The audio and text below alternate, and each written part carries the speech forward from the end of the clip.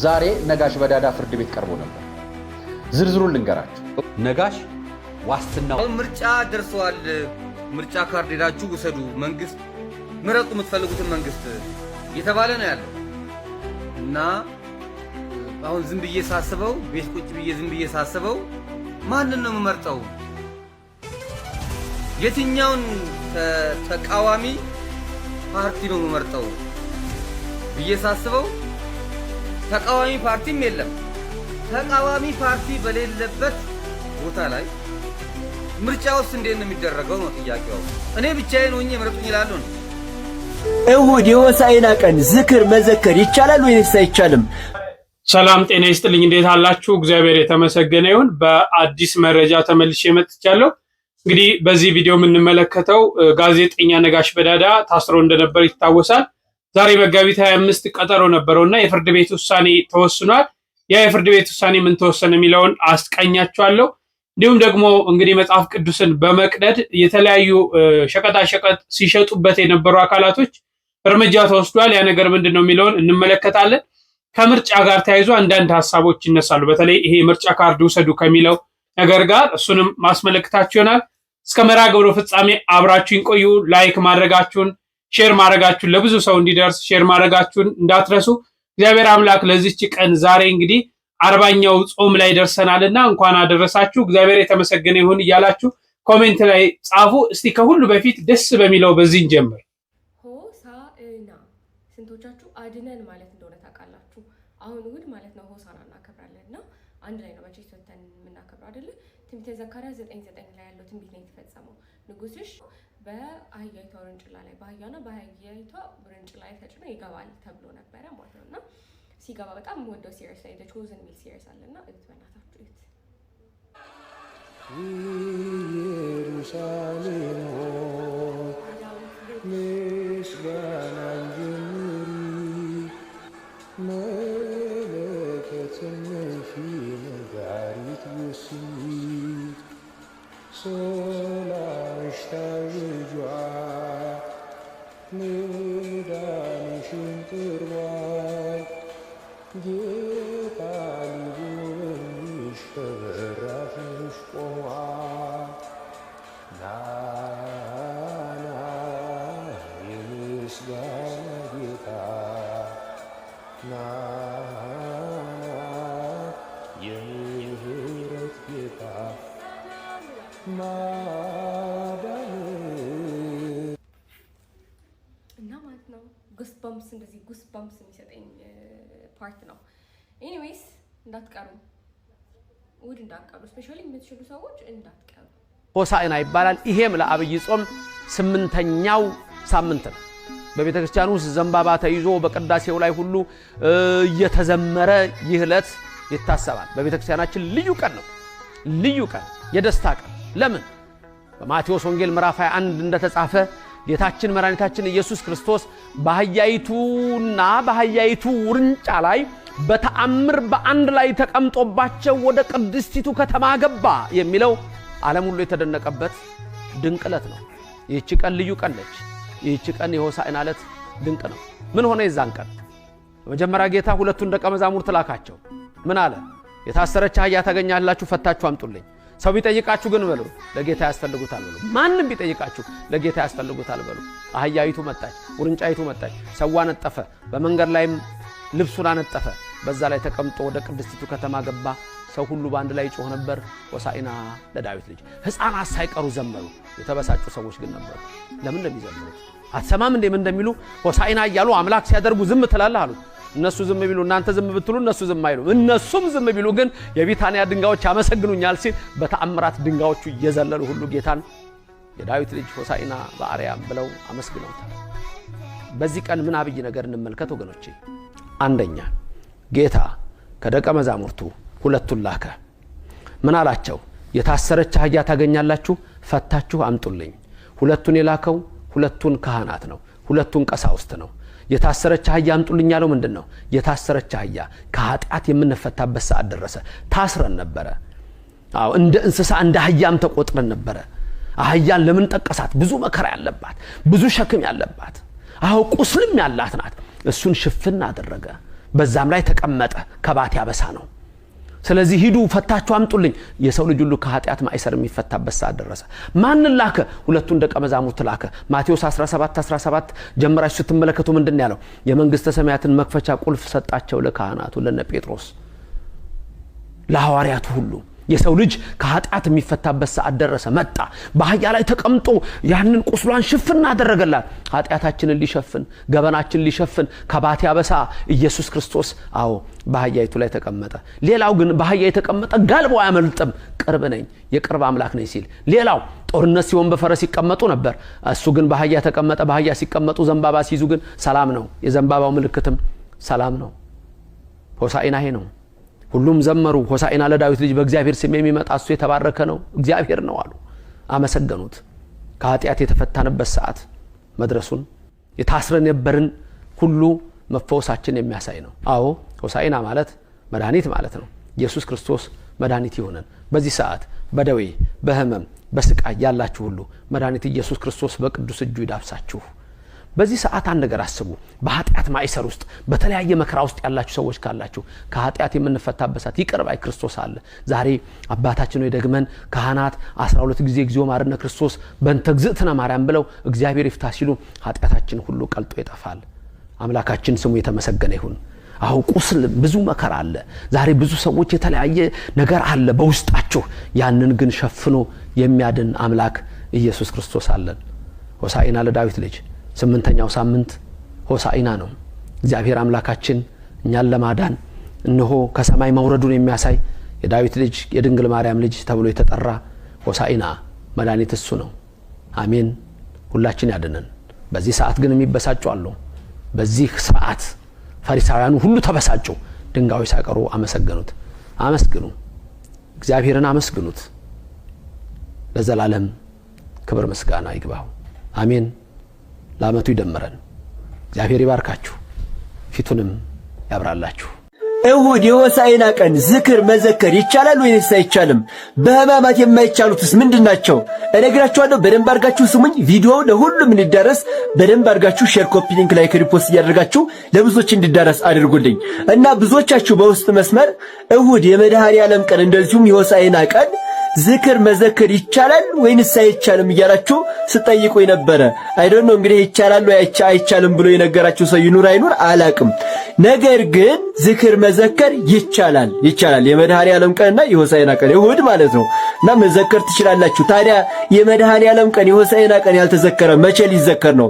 ባይሆን የሚያሰክሩ መጠጦች ከሰዓት በኋላ ይቅሩባችሁ። ኦልሬዲ ህማማት እየገባ ስለሆነ ማለት ነው። ሌላውን ግን መዘከር ትችላላችሁ እና እግዚአብሔር አምላክ ሁላችንም ለዛ ቀን አደርሶን በዓለ ሆሳዕናን አክብረን ደግሞ በዓለ ሕማማቱንም አሳልፈን ለብርሃነ ትንሣኤ ሁላችንንም ያደርሰን። ለመምህሮቻችን እግዚአብሔር አምላክ ቃለ ሕይወትን ያሰማልን፣ እኛም በሰማነው ፍሬ የምናፈራበት ያርገን። እስቲ ወደ ምርጫው ልውሰዳችሁና ሁለት ሐሳቦችን ላስቀኛችሁ። በመጀመሪያ የምርጫ ካርድ ግዴታ ነው ውሰዱ፣ አለዛ ደሞዝ ይቆረጣል እየተባሉ በየአካባቢው ሁከት የሚፈጥሩ ሰዎች አሉ ማለት ነው። ይህን ተከትሎ የወጣ መረጃ አለ። ከዛም ውጭ ደግሞ አንድ ወንድማችን የሚያነሳው ጉዳይ አለ ስለ ምርጫ። ተከታተሉ። የምርጫ ካርድ በግድ አይቻልም። ቤታችሁ መጥተው የምርጫ ካርድ ካልወሰዳችሁ ትታሰራላችሁ ወይንም አገልግሎት አታገኙም ተብላችሁ ከሆነ ይህ መረጃ ለእናንተ ነው። ብሔራዊ ምርጫ ቦርድ ዛሬ ጠንከር ያለ መግለጫን አውጥቷል። ቤት ለቤት እየዞሩ ካርድ ካልወሰዳችሁ ደሞዝ ይቆረጣል፣ ከስራ ትባረራላችሁ የሚሉ ማስፈራሪያዎች በሙሉ ህገወጥ ናቸውም ተብለዋል። ቦርዱ ምን አለ? አንደኛ መመዝገብ መብት እንጂ ግዴታ ያለ መሆኑን አስረድቷል። ሁለተኛ ደግሞ በግድ መመዝገብን ከማህበራዊ አገልግሎት ጋር የሚያይዙ አካላትን ለህዝብ አጋልጡልኝም ብለዋል። ሶስተኛው ደግሞ እንዲያውም ካስፈለገ እንዲህ አይነት ጫና ባለባቸው ቦታዎች ምርጫ እንዳይካሄድ አደርጋለሁ ሲልም አስታውቋል። መብታችሁን ወቁ፣ ማንም በግድ እንዲመዘገቡ ሊያስገድዳችሁ አይችልም። ይሄንን መረጃ ለሁሉም እንዲደርስ ሼር አድርጉት። እናንተ እንዲህ አይነት ማስፈራሪያዎች ደርሰውባችኋል ወይ? ኮሜንት ላይ አሳውቁኝ። አዲስ ከሆናችሁ ደግሞ ፎሎ ማድረግ እንዳዘነጉ። ዛሬ ትንሽ ጠንከር ያለች ነገር መናገር ፈለግኩ። ፖለቲከኛ መሆን ፈለግኩ።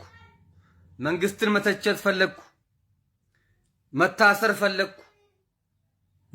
ማንም አያስረኝም። አይዟችሁ። አሁን ምርጫ ደርሰዋል። ምርጫ ካርድ ሄዳችሁ ውሰዱ፣ መንግስት ምረጡ፣ የምትፈልጉትን መንግስት እየተባለ ነው ያለው እና አሁን ዝም ብዬ ሳስበው ቤት ቁጭ ብዬ ዝም ብዬ ሳስበው ማንን ነው የምመርጠው? የትኛውን ተቃዋሚ ፓርቲ ነው የምመርጠው ብዬ ሳስበው ተቃዋሚ ፓርቲም የለም። ተቃዋሚ ፓርቲ በሌለበት ቦታ ላይ ምርጫውስ እንዴት ነው የሚደረገው ነው ጥያቄው። አሁን እኔ ብቻዬን ሆኜ ምረጡኝ ይላሉ እንዴ? እኔ ብቻዬን እኮ ነው ያለው። እኔ ብቻዬን ሆኜ የኢትዮጵያ ውጣና ምረጠኝ። ማንን ከማጋ ነው የምናመራርጠው? እስኪ እናንተ ያያችሁት የፖለቲካ ፓርቲ አለ? እና እኔ መንግስታችን ይሄንን የዘንድሮን ምርጫ እንደ በቃ እኛ ስለመረጥ ነው ዝም ብሎ ቢቀጥል፣ በቃ ዝም ብላችሁ ብትቀጥሉ ምርጫው ሳይደረግ ለምን በጀት ይባክናል? ለምን ገንዘብ ይወጣል? ያንን ገንዘብ ለድሃ ሰጣችሁ፣ ለኛ ለድሆች ሰጣችሁን። ምርጫው ለምን ቀርቶ እንደተመረጣችሁ አስበን ለምን አንቀጥልም?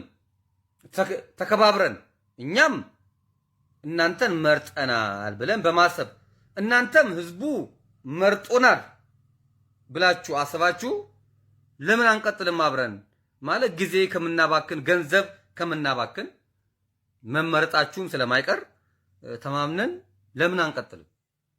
እና እኔ ቤቴ ሆኜ መርጫችኋለሁ። እኔ አሁን ምርጫ አለ ብዬ ምርጫ ቦታ አልሄድም።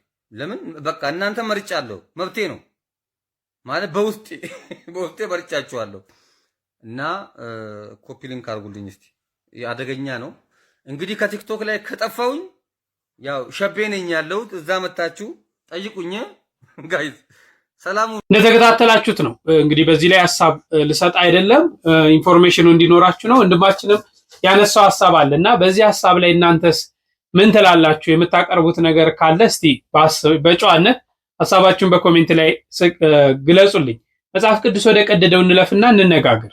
መጽሐፍ ቅዱስን ለቆቆር በጠቅላይነት ሲጠቀም የተገኘው ግለሰብ በፖሊስ ቁጥጥር ስር ዋለ። በወላይታ ሶዶ ከተማ አራዳ ክፍለ ከተማ ህብረት ቀበሌ ተብሎ በሚጠራው አካባቢ የመጽሐፍ ቅዱስ ገጾችን በመቅደል ለንግድ መጠቅላይነት ሲጠቀም የነበረው የሻይ ቤት ነጋዴ በፖሊስ ቁጥጥር ስርም ውሏል። ትናንት መጋቢት 23 ቀን 2018 ዓ.ም ግለሰቡ ቅዱስ መጽሐፍትን በመቅደድ ብስኩት ጠቅሎ ሲሸጥ መገኘቱን የከተማ ፖሊስ ያሳወቀ ሲሆን ይህ ድርጊት በሃይማኖት መካከል ያለውን የመቻቻል እሴት ለመናድና ሁከት ለመቀስቀስ የታለመ እንደሆነ የተገለጸ ሲሆን ግለሰቡ ለዚህ ድርጊት ህጻናትን ጭምር ይጠቀም እንደነበረ የተረጋገጠ ሲሆን የንግድ ሱቁም ወዲያው እንዲታሸግ ተደርጓልም ተብሏል። የወላይታ ሶዶ ከተማ ፖሊስ መምሪያ ባወጣው መግለጫ ድርጊቱ ከፍተኛ ቅሬታ ሊያነሳ ቢችልም የከተማዋ ነዋሪዎች ስሜታዊ ሳይሆኑ በሰላማዊ መንገድ ለፖሊስ ጥቆማ በመስጠት ላሳዩ ጨዋነት ምስጋናም አቅርቧል። መልካም ሙሉ። በጣም ነው የሚያሳዝነው። በጣም ማለት ነው እንግዲህ ሆነ ተብሎ ደግሞ በዚህ እንዳንረጋጋ በዚህ ሰላም እንድናጣ ሁከት እንዲፈጠር የሚያደርጉ አካላቶች ናቸው።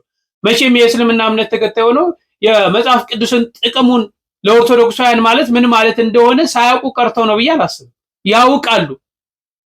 ሳናውቅ ነው ወረቀት መስሎ እንቀደም ነው ይላሉ። ዛሬ እኛ የእስልምናውን ቁርአናቸውን በሱቃችን ውስጥ ተጠቅመን የተለያዩ ዕቃዎችን ጠቅልለን ብንሸጥበት ምን ነበር የሚከሰተው? በዚህ አጋጣሚ ለተወሰደው እርምጃ ሳላደንቅ አላልፍም፣ ሳላመሰግንም አላልፍም የመንግስት አካላትን ይህን እርምጃ የወሰዱትን ማለት ነው። ነገር ግን ምን ማለት ነው? እርስ በርስ ማበጣበጥ፣ እርስ በርስ ማጣላት ነው። የሌላው ጸብ፣ ሌላው በሀገራችን የሚደረገው ጦርነት አንሶ ደግሞ በሃይማኖት እንዲመጣ ተፈልጎ ነው። አይገባኝም። በዚህም በዛም ለምን ኦርቶዶክስን ሁልጊዜ መንካት፣ ኦርቶዶክስን ሁልጊዜ መውጋት፣ ኦርቶዶክስን ሁልጊዜ የሆነ ነገር ማድረግ ለምን እንደሚፈለግ አላውቅም። እግዚአብሔር ምሕረቱን ይላክ። በእውነት ይህ የምትዘብቱበት ይህ ቃሉን እየቀደዳችሁ የምታዋርዱት አምላካችን ዝም አይላችሁ። ዛሬ ደስታ አግኝታችሁ ዛሬ ሰላም አግኝታችሁ ሊሆን ይችላል፣ በፍጹም ፍጻሜያችሁ ግን አያምርም። እግዚአብሔር ልቦና ይስጥ። ወደ ጋዜጠኛ ነጋሽ በዳዳ እንለፍ። እንግዲህ 3 ወንድሞቻችን ኦርቶዶክሳውያን ታስረዋል። መምህር ሲሳይ፣ መምህር ደረጀ ዘውንዬና እንዲሁም ደግሞ ጋዜጠኛ ነጋሽ በዳዳ ታስረው እንደነበረ የሚታወስ ነው። ዛሬ ፍርድ ቤት ቀርበዋል። ምንድነው ፍርድ ቤቱ የወሰነው? ምንስ ነው የተባለው? ቀድሞ የገባው እስር ቤት የገባው መምህር ሲሳይ አዳነ ነበር። ቀጥሎ ሊቀ ትጉሃን መምህር ደረጀ ዘወይንዬ ናቸው። ቀጥሎ ወንድሜ ጋዜጠኛ ነጋሽ ባዳዳ ነው። የሁለቱ ቀጠሮ የመምህር ሲሳይና የመምህር ደረጀ የመምህር ሲሳይ ለ10 ቀን ቀጠሮ ተሰጥቶታል። የመምህር ደረጀ ደግሞ በ29 ተቀጥሯል። ሁለቱንም አብረን እንሰማለን ሲደርስ ቀኑ ማለት ነው።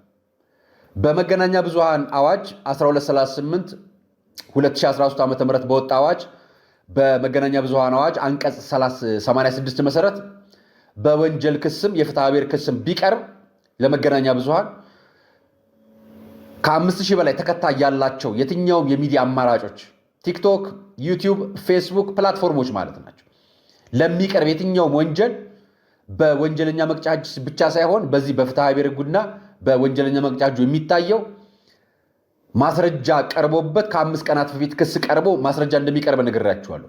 ዛሬ ነጋሽ በዳዳ ፍርድ ቤት ቀርቦ ነበር። ዝርዝሩን ልንገራችሁ። ዛሬ የነጋሽን ነገር ነግራችኋለሁ ብያችሁ መግቢያ ላይ ጀምሬላችሁ ነበር አይደለም? እንደጀመርኩላችሁ መግቢያ ላይ የፍርድ ቤት ውሎውን ጨርሼ አብሬ መምጣት ስላለብኝ ነው መምጣት ያለብኝ። ቪዲዮዎቹን አቋርጬ ለእናንተ ለመልቀቅ ቀድሜ እዛው ፍርድ ቤት ተገኝቼ መስማት ስላለብኝ የፍርድ ቤት መረጃውን መስማት ስላለብኝ ነው የቆየሁትና ነጋሽ በዳዳ ከመምህር ሲሳይ አዳነ ከመምህር ደረጀ ነጋሽ ዘወይንዬ ጋር ተያይዞ በነበሩት ክሶች እሱም ተያይዞ ክስ እንደቀረበበት ታውቃላችሁ። ዛሬ ነጋሽ በ50,000 ብር ዋስ እንዲፈታ ተወስኖለታል። ይህንን ጉዳይ እያስፈጸምን እንገኛለን። የመምህር ደረጀ ነጋሽ ዘወይንዬንና የመምህር ሲሳይ አዳነንም ጉዳይ መረጃዎቹን እንደደረሱን ፍርድ ቤት እንደቀረቡ መረጃውን የምናቀርብላችሁ ይሆናል። እንደምታውቁት በተመሳሳይ ጉዳይ ነው የተያያዙት፣ በተመሳሳይ ጉዳይ ነው የተከሰሱት፣ በተመሳሳይ ጉዳይ ነው የቀረቡት። የክሱ አይነትና ይዘት በሶስቱም ዘንድ ይለያያል። ምክንያቱም መምህር ደረጀ ነጋሽ ዘወይንዬ የሚዲያ ባለቤት ነው። የነጋሽ በዳዳን የምታውቁት በነጋሽ በዳዳ ሚዲያ በነጋሽ ሚዲያ ላይ የሚያቀርባቸው መረጃዎች የሚዲያ ባለቤትም ነው፣ ዝግጅት አቅራቢም ነው፣ እንደገና ጥያቄም ጭምር ናቸው። ስለዚህ የመምህር ደረጀና የወንድሜ ነጋሽ ይዘቱ ይለያል። የመምህር ሲሳይ አዳነ ደግሞ ከዚህም ለየትም ገዘፍም ያለ ሊሆን ይችላል። እንግዲህ እንደ አቃቤ ሕግና እንደ ክስ ይዘት አቀራረብ ነው አይደለም ዳኞች የሚያዩት። ጉዳዩ በዛ ነው እየታየ ያለው። አሁን በዛሬው ዕለት በ2 ቀን ቀጠሮ የተሰጠው ነጋሽ በ50,000 ብር ዋስ እንዲለቀቅ ተወስኖለታል። ዛሬ እንደምታውቁት ከ5 ሰዓት ተኩል እስከ 7 ሰዓት ተኩል የእረፍት ሰዓት ነው። ምክንያቱም የእስልምና እምነት ተከታይ ወንድሞቻችን ሶላት የሚሰግዱበት ጁማ የሚያከብሩበት ቀን ስለሆነ እኛ ደግሞ ጾም ላይ ያለ ነው።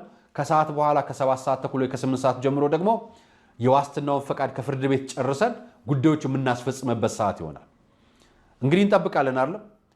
መምህር ደረጀ ነጋሽ ደግሞ መጋቢት 29 ዕለት ቀጠሯቸው። ስለዚህ የመምህር ሲሳይ አዳነ ደግሞ ከ2 ቀናት ቆይታ በኋላ ደግሞ ሚያዝያ 1 ቀን ይቀርባሉ። የምንሰማ ይሆናል። ሁለቱንም ጭምር ይዘቶች የምንሰማቸው ይሆናልና እንከታተላለን። እናንተ መረጃዎች እናቀርብላችኋለን። ኦርቶዶክሳውያን ለፈተና ነው የተፈጠርነው አይደል? ደስ ነው የሚለን። በነገራችን ላይ ፈተና የሚፈራ ምዕመን የለንም። ፈተና የሚፈራም ትውልድም እንዲፈራ አንፈልግም። ሀገሩን የሚወድ ሕግን የሚያከብር ስለ እምነቱ ደግሞ ፊት ለፊት የሚቆም እውነት የሚናገር ምዕመን እንዲኖር ነው የምንሰራው። የኛ ልፋት የኛ ትጋት እንደ ሰው ትንሽዬና ተራ ነው። ከሐይቅ ውስጥ የጭልፋ ማንኪያ እንኳን አይወክልም። የሾርባ ማንኪያማ ትልቅ ነው። የሻይ ማንኪያ ራሱ ሊበዛብን ይችላል። ጥቂት ነው እያዋጣን ያለው። እያንዳንዳችን ኦርቶዶክሳውያን መስራት ያለብን ነገር ነው ያለው። ንስሐ መግባት፣ ስጋው ደግሞ መቀበል፣ እውነት መናገር፣ ስለ እውነት መኖር፣ ስለ እውነት መሞት ግዴታችን። ዛሬ እንኳን ደስ ያላችሁ። ነጋሽ ዋስትናው ተከብሮለታል። በምን? በፍርድ ቤት። ጉዳዩን ደግሞ መጨረሻው ላይ ከተፈታ በኋላ ደግሞ ምንሰማው ይሆናል። የዛሬው ቆይታ ይህን ይመስል ነበር። እግዚአብሔር ይመስገን ይህንን መስማታችን ማለት ነው። ጥሩ ነው። በ50,000 ብር ዋስትና እንዲለቀቅ ተወስኗል። እግዚአብሔር የተመሰገነ ይሁን። ሌሎች ወንድሞቻችንም እንግዲህ እግዚአብሔር አምላክ ያስፈታቸው። በተለይ ብርሃነ ትንሣኤውን ብርሃነ ሕማማቱን ራሱ ስቅለቱን እንደው በቤተ ክርስቲያን በቤተ እግዚአብሔር እንዲያከብሩ እግዚአብሔር አምላክ ይፍቀድላቸው። ሁላችሁም በቻላችሁት አቅም ጸሎት አድርጉ። እንግዲህ ነጋሽ በዳዳ ይሄ ነው ብዬ አልነግራችሁ፣ የምታውቁት ነው። በዚህ በማህበራዊ ሚዲያ የራሱ የሆነ ትልቅ ሚዲያ ያለው ዕለት ዕለት ስለ ቤተ ክርስቲያን የሚጮህ ዕለት ዕለት ስለ ቤተ ክርስቲያን የሚናገር ዕለት ዕለት ስለ ቤተ ክርስቲያን ድምፅ የሚሆን ወንድም ነው። ሌሎችም መምህራኖቻችን በዛው ልክ ናቸውና እግዚአብሔር አምላክ ያስፈታቸው። እሱንም ደግሞ በቤቱ ሆኖ እንዲኖር እግዚአብሔር አምላክ ይፍቀድ ለማለት እወዳለሁ። ጸሎት በምታረጉ ጊዜ ወንድሞቻችን በእስር ላይ ያሉትን ሁሉ አስቧቸው። በሌላ መርሃ ግብር እስክንገናኝ ቸር ቆዩልኝ።